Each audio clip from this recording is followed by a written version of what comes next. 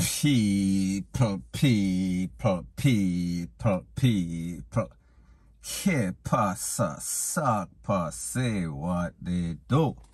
Now, people, the first thing that is popping in the news is an update about an incident and two individuals, an incident that occurred in Mandeville, right in front of the hospital, in the vicinity of the hospital, in which it is said, or it is documented, that a 42-year-old, and his name is Nickland Scott, him basically use a 2x4, a piece of stick, a piece of wood, and beat a next man, 56-year-old Dalton Greenwood. Now, people, that 56-year-old man, he was beaten, then he was run over, he was taken to the place of recovery, and he is now battling for his life. That 42-year-old suspect, he is now in the custody of the Popo. Now, people, based on the information, it is said that these men were arguing over a passenger, basically for $100 passenger, in which they take passengers from Mandeville to Spur Tree Hill. That is the route that they run. Now, people, based on the information, based on evidence from people that I know in law enforcement, it is said that this taxi driver, the 42-year-old, he was out on bail, and people, guess for what? Him beat up his spouse. Him beat up his spouse badly. So, people, this man was working as a cab driver while he was reporting on condition of bail. But, people, he was not done there. 3 days before this latest incident in front of the place of recovery, it is said that he was in a physical altercation with a 73-year-old, people, you hear the age of me say, 73-year-old woman, and he was also charged for wounding with intent. So, people, him beat up his wife, him beat up a next cab driver, almost run him over, and then he also lick up and beat up a 73-year-old woman. Not a man of his age 42, a woman 73, a female at that. Now, people, first thing first, based on information from the relevant authority, they are saying that they want this man to lose his license because somebody with that type of anger management problem, somebody with that type of temperament, they are not supposed to be dealing with the public. They are not supposed to be transporting the public because people will say this man is basically a danger. He is a menace to society. So we have to ask the question, what is going to happen as it pertains to this man?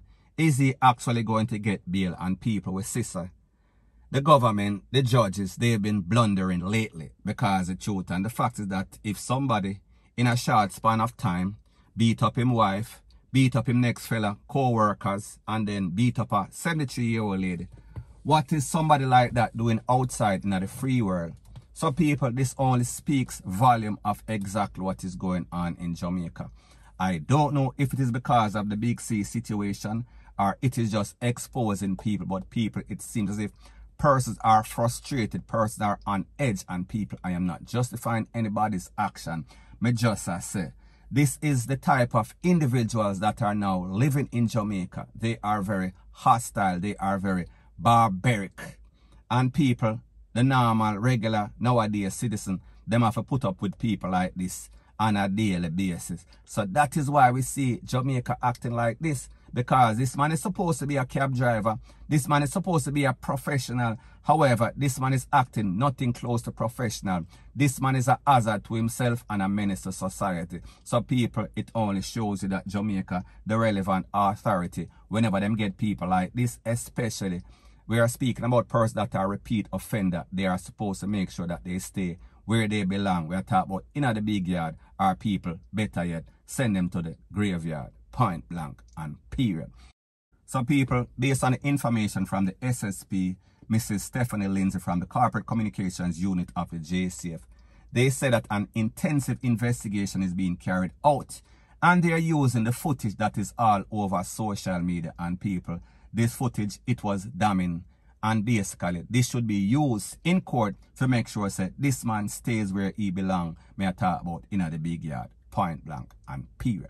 So anyways, people, that is my views on the whole thing as it pertains to that. And like I say, it is just my views and opinion. It is not the gospel. Your views and opinion can be respectfully different from mine. But let me know what you think in the comment section. Bless up. Now, before I move to the next part of my video, please subscribe to my next channel. It is called Jamaica Dancehall Source, and I'll be pinning the link to that channel in the description of this video. And also, please subscribe to this channel. And when you subscribe, please press the notification bell or icon and also press all in the option.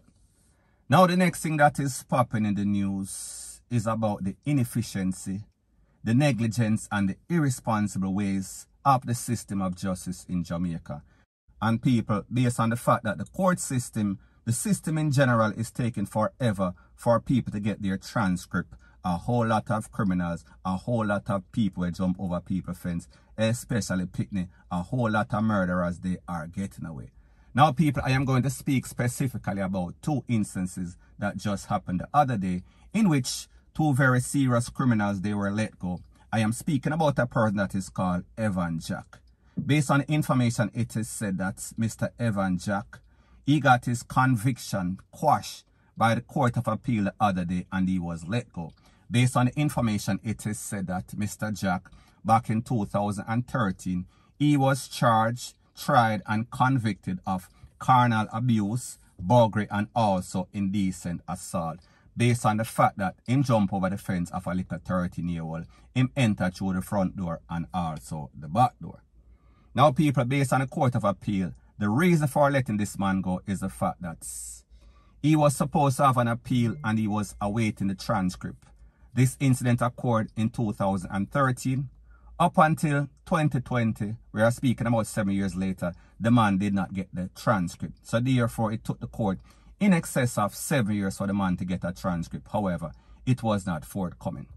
Now, people, we've heard the Parliament of Jamaica and the DPP going back and forth.